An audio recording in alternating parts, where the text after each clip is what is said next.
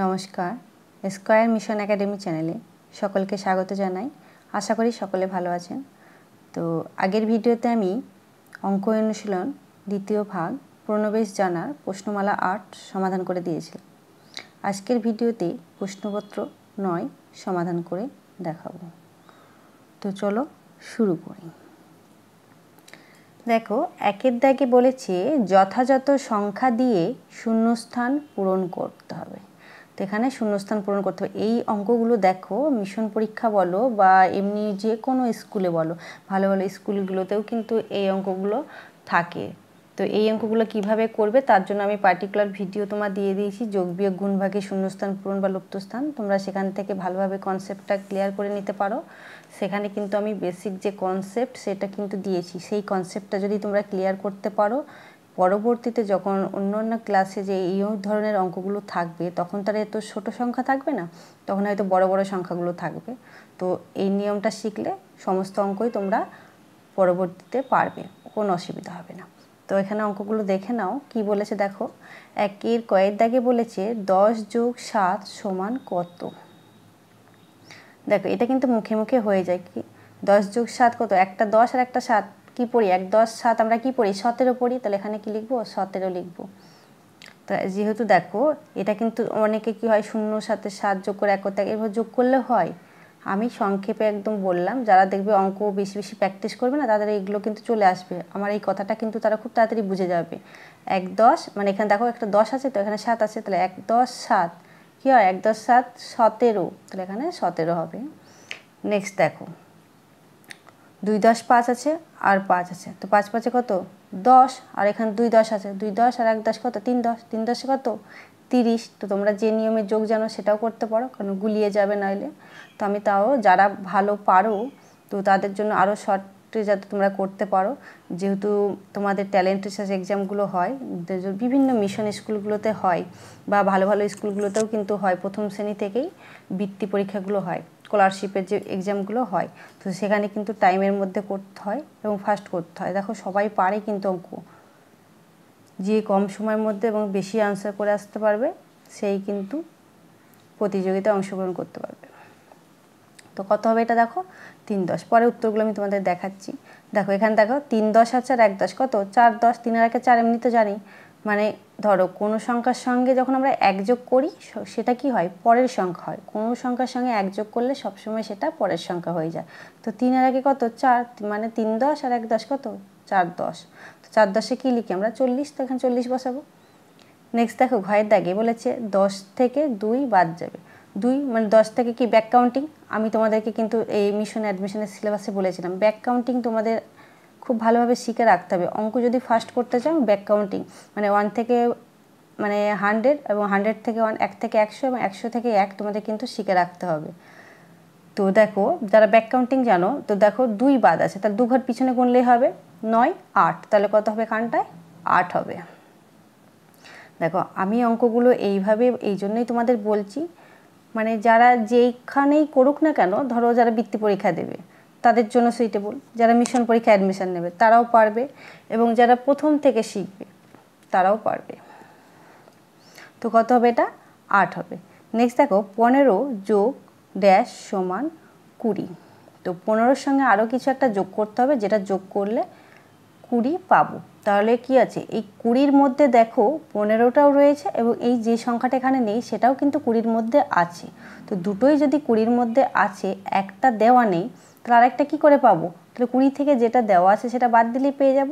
তাহলে কি করব? দেখো এই যে 20 থেকে 15কে বাদ দেবো, মানে বিয়োগ করব। তো বিয়োগ করলে কত পাবো?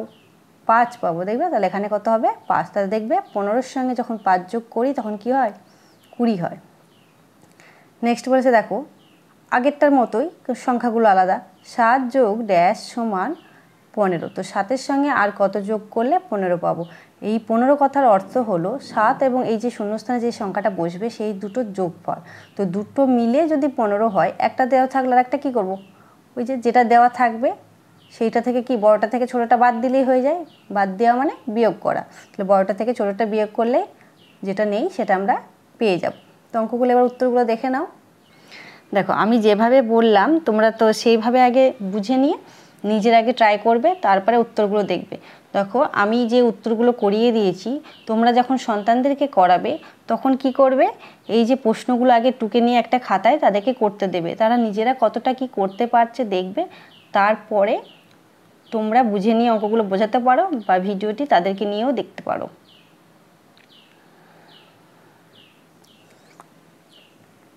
দেখো নেক্সট প্রশ্ন বলেছে, যোগ অথবা বিয়োগ অথবা ক্ষুদ্রতম অথবা বৃহত্তম অথবা সমান গাণিতিক চিহ্ন বসিয়ে শূন্যস্থান পূরণ করো। দেখো এখানে নির্দেশে একটা নতুন কথা বলেছে, গাণিতিক চিহ্ন। এই কথাটার মানে তোমরা কিন্তু সন্তানকে বুঝিয়ে দেবে। অনেক সময় কি আছে, দেখো এই যে যোগ বিয়োগ গুণ এগুলো থাকে না, শুধু গাণিতিক চিহ্ন বসিয়ে শূন্যস্থান পূরণ করতে থাকে। তখন কি হয়, সন্তানরা কি ভাববে, দেখো তো আমি তো গাণিতিক চিহ্ন কোনটা হয় জানি না, কিন্তু অঙ্কগুলো তারা জানে, কিন্তু এই যে কথাটার মানে না জানার জন্য তারা কিন্তু অঙ্কগুলো করে আসতে পারে না। তো গাণিতিক চিহ্ন কোনগুলো, দেখো যোগ বিয়োগ গুণ ভাগ সমান অসমান বৃহত্তম ক্ষুদ্রতম এইরকম, এগুলো হচ্ছে গাণিতিক চিহ্ন।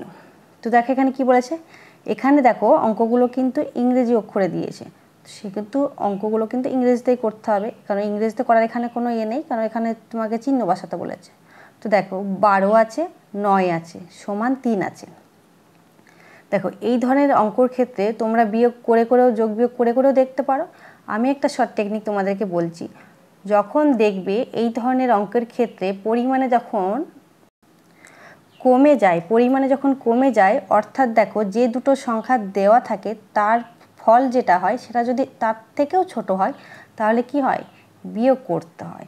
দেখো এখানে 12 আছে, এখানে 9 আছে, এটা কি হয়েছে, 3 কমে গেছে, তাহলে এটা কি করব, বিয়োগ হবে। তারপর নেক্সট দেখো এখানে 15 আছে, এখানে 51 আছে, দেখো দুটো কি সমান, সমান নয়, তাহলে কি হবে, এটা তুমি কি লিখবে, 51টা কি বড় আর 15টা ছোট, তাহলে এখানটা কি চিহ্ন বসাবে বলো, এখানে তুমি ক্ষুদ্রতম চিহ্ন বসাবে, যেহেতু 15 ছোট তাহলে কি হবে, ক্ষুদ্রতম চিহ্ন বসবে। এবং ক্ষুদ্রতম বৃহত্তম চিহ্ন কিভাবে তোমরা মনে রাখবে সেটা বলেছি, বাম হাত খাতার উপরে বসালে যেই রকম চিহ্ন হবে সেই চিহ্নটা হচ্ছে ক্ষুদ্রতম, ডান হাত বসালে যে চিহ্নটা হবে সেটা হচ্ছে বৃহত্তম। ধরো ডান হাত তুমি এখানটায় বসিয়ে দেখবে, তো ডান হাত বসালে দেখবে ডান হাতে যে তালুটা থাকে সেটা এই দিকে থাকে, তাহলে এটা হচ্ছে বৃহত্তম, আর এই বাম হাতে তালুটা এই দিকে থাকে, এই দিকটাই থাকে, তাহলে এটা হচ্ছে ক্ষুদ্রতম। তো তোমরা সেইভাবে বসাবে। নেক্সট দেখো এখানে 5 আছে, এখানে 6 আছে, ইকুয়াল কত দিয়েছে, 11 দিয়েছে, কি এখানে পরিমাণটা কি বেড়ে গেছে, তাহলে পরিমাণে যখন বাড়ে তখন অঙ্ক কি করতে হয়, যোগ করতে হয়, পরিমাণে বাড়লে যোগ করতে হয়, তাহলে এখানে কি হবে, যোগ হবে।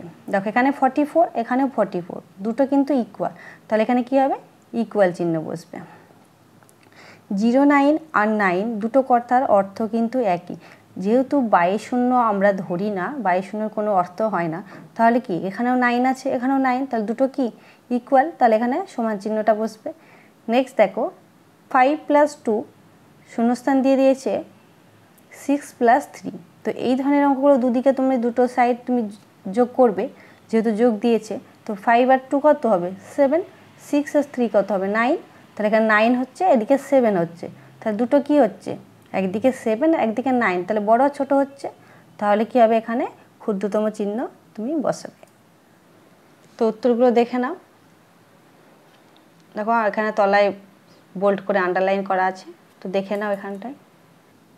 নেক্সট প্রশ্ন খুব ইম্পর্টেন্ট কথাটা, দেখো অধক্রমে সাজাও, এটা কিন্তু অনেক স্টুডেন্টই ভুল করে, কারণ যারা আমার কাছে পড়ে আর কি, তাদেরকে আমি এটা অনেক স্টুডেন্ট ক্ষেত্রে দেখেছি এই অঙ্কগুলো কিন্তু ভুল করে। কেন, দেখো এই যে অধক্রমে কথার অর্থ তারা জানে না। অধক্রমে দেখো অধ মানে কি নিচের দিকে নামছে, তার মানে কি এইভাবে মনে রাখবে তোমরা, অধক্রমে সাজাও কথার অর্থ হলো বড় থেকে ছোট, বড় থেকে ছোট সাজানো তুমি জানো, কিন্তু অধক্রম কথার মানেটা না জানাই তুমি অঙ্কটা জানা সত্ত্বেও করে আসতে পারছো না। সুতরাং তোমরা নির্দেশগুলো খুব ভালোভাবে পড়বে এবং প্রত্যেকটা নির্দেশ যখন সন্তানকে করাবে তার অর্থগুলো কিন্তু ভালো করে বুঝিয়ে দেবে। যদি তারা ছোটোবেলা থেকে এই অর্থ বুঝে বুঝে পড়তে থাকে, তাহলে পরবর্তীতে দেখবে অঙ্ক তাদের খুব ভালো লাগবে। তো অধক্রমে কথার অর্থ হলো বড় থেকে ছোট, অধ মানে অধ কথার অর্থ হলো নিম্ন, তো নিম্ন বা নিচে, তাহলে কি বড় থেকে উপর থেকে নিচে, তার মানে কি বড় থেকে নিচে, বড় থেকে ছোট হবে। তো বড় থেকে ছোট। তো দেখো প্রথমে দেখো এর 3 আছে, তো আমি যেহেতু এটা 2 ঘরের সংখ্যা, দশকের ঘর, একক আর দশক আছে, সুতরাং প্রথমে আগে দশকটা দেখব। যে দেখো এর 3 আছে, এর 2 আছে, এর 1 আছে, 3 আছে, 5 আছে। তো কার সব থেকে বড় ছিল? 5। তাহলে কি সব থেকে বড় সংখ্যা কে হবে? 5 হবে। তো সব থেকে বড় সংখ্যা 5 হবে। তারপরে কত? দ্বিতীয়টা আর দেখবই না, যে কারণ দেখো সবগুলো দশক 3 আছে আর একটারই 5 আছে, তাহলে 5টাই ওইটা বড় হয়ে যাবে। তাহলে এটা কি বাদ চলে গেল, মাথায় দাগ দিয়ে নিলাম। বাকি থাকলো 4টে। এই যে 4টের মধ্যে দেখো আবার দশকের ঘরগুলো দেখব। 3 আছে, 2 আছে, 1 আছে, 3 আছে। দেখো তাহলে 3-এর থেকে যেহেতু 2 আর 1 ছোটো, তাহলে 2 আর 1টা আমি এখন বাদ রাখবো, তাহলে 3টা দেখবো। 3 কিন্তু দেখো এখানে 2টো আছে, এরও 3 আছে, এরও 3 আছে। তখন তোমরা কি করবে? তখন এককের সংখ্যাটা দেখবে, এককের ঘর কার বড় আছে। তো এককের ঘরে 2 আছে, এর 3 আছে, তাহলে কে বড়? 33 বড়, তাহলে 33 লিখ। তারপরে দেখো এটা লিখে দেবো। নেক্সট দেখো পড়ে থাকলো কি? এই যে দুটো সংখ্যা। এবার দুটো সংখ্যা দশকের ঘর দেখো, এর 2 আছে, 1 আছে, তাহলে কে আছে বড়? 2, তারপরে 1। তো দেখে নাও উত্তরটা এবার। তো উত্তরটা তোমরা দেখে নাও, 52, 33, 32, 23, 13। নেক্সট প্রশ্ন দেখো, ইংরেজি বছরের মাসগুলির নাম পরপর লেখো। দেখো এখানে ইংরেজি বছরের মাসগুলো বলেছে। ইংরেজি বছরের মাস মানে তোমাকে জানুয়ারি, ফেব্রুয়ারি এগুলো লিখতে হবে। তো জানুয়ারি থেকে তোমাকে 12টা মাসের নাম ডিসেম্বর পর্যন্ত লিখতে হবে। তো তোমরা লিখবে মাসের নামগুলো। তো দেখে নাও, আমি এখানে তোমরা এগুলো সকলেই জানো, তো এগুলো নিজেরাই করে নেবে। নেক্সট দেখো প্রশ্নের অঙ্ক, যেগুলো দেখলে কিন্তু সন্তানরা খুব ভয় পায়। অনেক সন্তানরাই আছে যারা প্রশ্নের অঙ্ক পারে না, প্রশ্নের অঙ্ক খুব ভয় পায়। কেউ যদি আমাকে মানে যা মনে হচ্ছে যে প্রশ্নের অঙ্ক শেখানো দরকার বা প্রশ্নের অঙ্ক নিয়ে কোনো ভিডিও দিতে, তো কমেন্ট করে জানিও। আমি পরবর্তীতে প্রশ্নের অঙ্ক কীভাবে তোমরা পরপর মানে স্টেপ বাই স্টেপ শেখাবে তার উপরে আমি ভিডিও তোমাদের দিয়ে দেবো। তো দেখো আমি যখন অঙ্কগুলো বোঝাই কিন্তু অঙ্কের মধ্যেই আমি কিন্তু বলে দিই, তা সত্ত্বেও যদি পার্টিকুলারভাবে তোমরা চাও তো তখন তার উপরে ভিডিও আমি দিয়ে দেবো। দেখো এখানে বলেছে 5-এর দাগে, একটি বড় বাগানে 70টি গাছ ছিল। যতটুকু তোমরা অঙ্ক পড়বে ততটুকু অঙ্ক আগে বুঝবে, না বুঝলে কিন্তু অঙ্ক প্রশ্নের যে কথার মানে না বুঝলে কিন্তু তোমরা অঙ্ক করতে পারবে না। অঙ্ক কিন্তু খুব সোজা, শুধু ভালোবাসে করবে। দেখো তাহলে একটি বড় বাগানে 70টি গাছ ছিল, তাহলে এইটুকুর মানে তুমি কি বুঝলে? যে বাগানে 70টি গাছ ছিল। তো আমি সেটা লিখবো যে বাগানে 70টি গাছ ছিল বা মোট গাছ ছিল 70টি। নেক্সট দেখো, কিছুদিন আগে ঝড়ে বাগানটির মানে যে বাগানে গাছ ছিল সেই বাগানটির কথা বলা হয়েছে, 16টি গাছ নষ্ট হয়ে গেছে। তো নষ্ট হয়ে যাওয়ার মানে কি? গাছগুলো কি আর রইলো? গাছ যদি নষ্ট হয়ে গেল তো গাছগুলো কি আর রইলো না। তাহলে এখন বাগানটিতে কতগুলি গাছ আছে? তাহলে যেগুলো নষ্ট হয়ে গেল সেগুলো কি বাদ দিয়ে দেবো। বাদ দেওয়ার কথার অর্থ হলো বিয়োগ করব। তাহলে এবার বিয়োগ করলে কি হয়? মোট যে গাছ ছিল তার থেকে যেটা নষ্ট হয়েছে সেটা যদি বিয়োগ করে তাহলে পেয়ে যাবো। তোমরা কিন্তু অঙ্কটা জানো বিয়োগ হবে, কিন্তু লেখা কী করে করবে? এবার দেখো এই যে দাড়ির সঙ্গে যে লেখাটা থাকে, যে গাছ ছিল, তো এইটা তোমাদেরকে আগে লিখতে হয়। যেটা উত্তরে যেটা চাই সেটা সবসময় ডান দিকে রাখতে হয়। উত্তরে কি চেয়েছে দেখো, কতগুলি গাছ ছিল। তাহলে গাছটা কি তোমাকে, গাছ কতগুলো ছিল সেই সংখ্যাটা কিন্তু তোমাকে ডান দিকে রাখতে হবে। সংখ্যা চেয়েছে না কতগুলি গাছ, তাহলে সেই সংখ্যাটাকে, গাছের সংখ্যাটা তোমাকে ডান দিকে রাখতে হবে। তাহলে তুমি কি লিখবে? বাগানে মোট গাছ ছিল 70টি, ডান দিকে রাখলাম। এবার দেখো কি বলেছে, যেটা তোমাদেরকে বলবে প্রশ্নে, নিজে থেকে কিছু করব না। প্রশ্নে কি বলেছে দেখো, আগে ঝড়ে বাগানটি নষ্ট হয়ে গেছিলো। তাহলে কি লিখবো? ঝড়ে নষ্ট হয়ে গেছিলো কতটি? 16টি, ডান দিকে রাখবো। তো অঙ্কটা দেখো, বাগানে মোট গাছ ছিল 70টি, ঝড়ে নষ্ট হয়ে গেছে 16টি। তাহলে ঝড়ে যদি নষ্ট হয়ে যায় বাকিটা কি রয়ে যাবে মানে বাকিটা থাকলো, তাহলে রইলো, অতএব দিতে হয় এখানটায়। আর এতটা লেখা যদি তোমরা নাও লিখো, শুধু লিখবে মোট গাছ ছিল ঝড়ে নষ্ট হয়ে গেল, এটুকু লিখলেও হয়। যেহেতু তোমরা যারা প্রথম করবে সেজন্য আমি এইভাবে লেখালাম যাতে তোমরা সকলেই বুঝতে পারো। তো রইলো কত? রইলো মানে নষ্ট হয়ে যাওয়ার পরে যেটা অবশিষ্ট রইলো। তো দেখো বাদ দাও, তাহলে 10 কত হবে? 6 কত? 4 দিলে হয়, হাতের 1 কত? 2, তাহলে 5 দিলে 7 হয়, তার কত হলো? 54টি। তাহলে এখন বাগানটিতে 54টি গাছ আছে, উত্তর লিখবে। উত্তর কিভাবে লিখবে? লাস্ট দাড়ির পরে যে সংখ্যার লাইনটা থাকে সেটাই উত্তর লিখতে হয়। দেখো লাস্ট দাড়ি কিন্তু এখানে আছে, এই একটা দাড়ি, এই একটা দাড়ি, তো এই দাড়ির পরে যেই লাইনটা আছে সেটাই কিন্তু উত্তর লিখতে হয়। তো উত্তর কী লিখবো? এখন বাগানটিতে 54টি গাছ আছে। নেক্সট দেখো, তোমার বাবা বাজারে গিয়ে 25 টাকার চাল, 30 টাকার সবজি ও 32 টাকার মাছ কিনলেন। তিনটেই তো কিনলো, তাহলে কিনলে কি হয়? যখন আমরা কোনো জিনিস কিনি তখন কি হয়? আমাদেরকে কিছু টাকা দিতে হয়। যখন আমরা টাকাটা দিই তখন কি হয়? দোকানদারের সঙ্গে প্রত্যেকটারই দিতে হবে, তোমাকে চালের টাকাও দিতে হবে, সবজির টাকাও দিতে হবে, মাছের টাকাও। তাহলে মোট কত টাকা তোমাকে মোট চেয়েছে? দেখো, বাজার করার জন্য তোমার বাবা কত টাকা খরচ হয়েছে, তোমার বাবার কত টাকা খরচ হয়েছে নির্ণয় করতে হবে। তো কত টাকা খরচ করে, তাহলে কী কী কিনলো সেটা যোগ করে দিলে আমরা পেয়ে যাব, তাই তো? দেখো কী করে লিখবো? দেখো টাকাটা চেয়েছে, তাহলে টাকার সেই সংখ্যাটা তোমাকে ডান দিকে রাখতে হবে। তাহলে এখানে কি চাল, আর এখানে কি বলেছে? কিনলেন। তাহলে সবগুলোই কিনছে, তাহলে লিখবো চাল কিনলেন 25 টাকার, সবজি কিনলেন 30 টাকার, মাছ কিনলেন 32 টাকার। যোগ করে দেবো, হয়ে যাবে। তো দেখো, চাল কিনলেন 25 টাকার, সবজি কিনলেন 30 টাকা, মাছ কিনলেন 32 টাকা। তো যোগ করে দাও, 5 শূন্য যোগ করলে কত? 5, 5 আর 2 কত? 7। আর এখানে দেখো 3 আর 2 কত? 2 3 5, 5 আর 3 8, 27। তাহলে এটা কি? দেখো মোট কেন এটা লিখলাম? সবগুলোই তো কিনলাম, তাহলে মোট কিনলেন কত? 87 টাকা। উত্তর লিখবো, বাজার করার জন্য আমার বাবার 87 টাকা খরচ হয়েছে। তো এই ছিল আজকের প্রশ্নপত্র।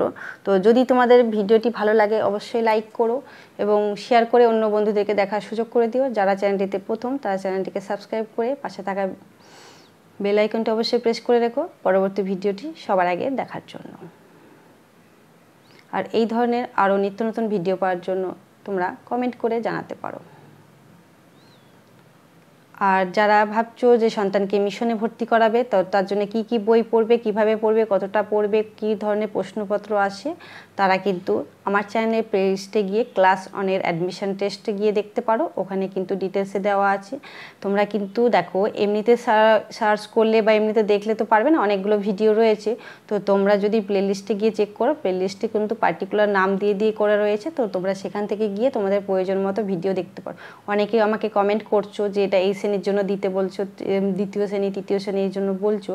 তো প্লেলিস্টটা আমি সেইভাবে করে রেখেছি। তো তোমরা সেটা অবশ্যই চেক করে একবার চেক করলে তোমরা বুঝতে পারবে যে তোমাদের জন্য কি কি ভিডিও আমি দিয়ে রেখেছি। তো তোমরা সকলে ভালো থেকো এবং সন্তানদেরকেও খুব ভালো রেখো। চলো আজকে এই পর্যন্তই, টাটা।